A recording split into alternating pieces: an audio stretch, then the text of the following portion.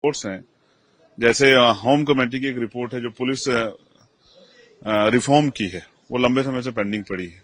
तो मेरा तो मानना है कि जितना मैक्सिमम जो है ये जो रिपोर्ट्स आती हैं उन पर चर्चा होंगी और उनको रिपोर्ट्स को एक्सेप्ट किया जाएगा और गवर्नमेंट उन पर काम करेगी, तो इससे एक बड़ा बदलाव जो है वो तमाम जो है कमेटी रिपोर्ट पे देखने को मिलेगा और इसका फायदा जो है एक बहुत बड़े समाज को मिलेगा। आज हम यहाँ हैं, हमने कई सारे सुझाव दिए हैं। इस यहाँ की जो मीटिंग जो ऑल ओवर इंडिया जो है 26 स्टेट की मीटिंग जो है, और मैं इसके लिए बधाई दूंगा हमारे चेयरपर्सन को और हमारे जो लोकसभा के स्पीकर हैं उनको। ये एक बहुत अच्छा उन्होंने प्रयास किया है और जो हमने दिए हैं इश्यू, अगर उन पे काम होगा तो मैं लोगों को पढ़ना चाहिए उन इश्यू को, तो मुझे लगता है कि बहुत बड़ा बदलाव होगा। देखिए, पहली बात तो मेरा ये मानना है और मैं एक अध्ययन भी ये कहता है कि दंगे होते नहीं, वो करवाए जाते हैं, वो पॉलिटिकल फायदों के लिए होते हैं। एक बात रही, दूसरी बात आपने कहा तो ऐसा तो है नहीं कि वहां से उन लोगों को उस तरह का नुकसान हुआ, क्योंकि रिपोर्ट में ये भी तो कितने लोगों को नुकसान हुआ है। तो लोग तो हैं ही, किसी ने अपना बिजनेस कहीं और सेटल कर लिया। लोग गांव से बहुत सारे लोग जो हैं वो निकल के शहरों में आए और शहरों से निकल के वो राष्ट्रीय राजधानी पहुंचे। दिल्ली में कहाँ इतनी बड़ी आबादी थी, लेकिन दिल्ली में जो अब इतनी बड़ी आबादी हो गई है, तो ये कहां से लोग आए हैं? ये वही लोग हैं जो नौकरी रोजगार के जरिए, अपने उद्योग के जरिए दिल्ली जाके बस गए हैं। ये बड़े मेट्रो सिटीज में आ गए। आज गाजियाबाद को देखिए, नोएडा को देखिए, लखनऊ को देखिए, जो इतना बड़ा जो ये इतनी जो आबादी बढ़ी है, यही तो लोग हैं जो गए।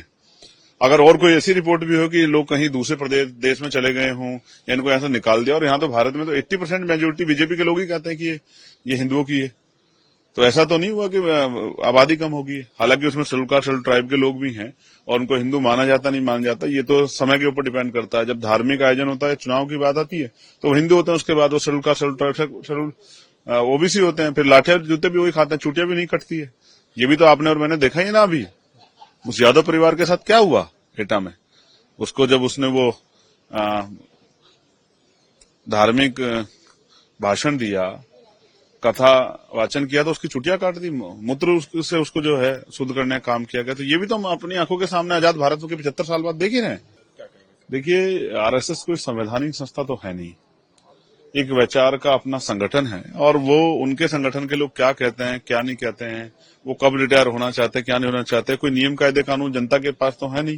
भाई कोई संवैधानिक संस्था हो तो उस पर कोई जोर दबाव भी हो गवर्नमेंट का कि भाई ठीक है, तो उनका संगठन है, वो कब रिटायर हो कब ना रिटायर हो, आजीवन रहें या उनके लोग रहें, ये उनके ऊपर डिपेंड करता है। मैं संवैधानिक संस्था के ऊपर जवाब दे सकता हूँ, किसी के अपने संगठन के ऊपर, चाहे वो सामाजिक धार्मिक या किसी भी तरह का संगठन, उस पर तो मैं कोई जवाब नहीं दे सकता। और कितनी बार विवादित रहा है आरएसएस के ऊपर, कितने जो है सरदार पटेल साहब ने बैन लगा दिया, ये भी आपने देखा। तो ये सब चीजें भी सामने देश तो ये भी देख रहा है।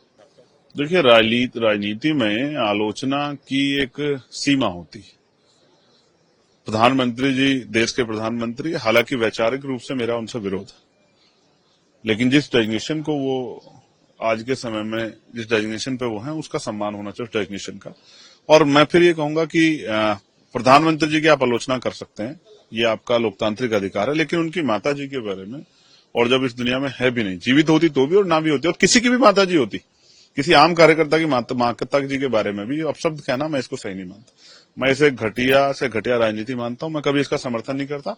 राजनीतिक विरोध, वैचारिक विरोध अपनी जगह है, लेकिन गरिमा और विरोध की एक सीमा, ये रिस्पॉन्सिबिलिटी है, ये सभ्यता के दायरे में आता है। इसके बारे में उन दलों को सोचना चाहिए, इन दलों के कार्यकर्ता नहीं भी, और मैं इसके लिए उनके नेताओं को भी गलती नहीं मानता, लेकिन उनको समझाना चाहिए अपने कार्यकर्ताओं को कि वो इस तरह की भाषा का प्रयोग ना करें। ये प्रयोग भारतीय राजनीति में तो किसी भी तरह से, क्योंकि कहते हैं ना, नीचे ऊपर आसमां और नीचे माँ, तो माँ से बड़ा कोई नहीं होता, उसके सम्मान में इस तरह की बातें।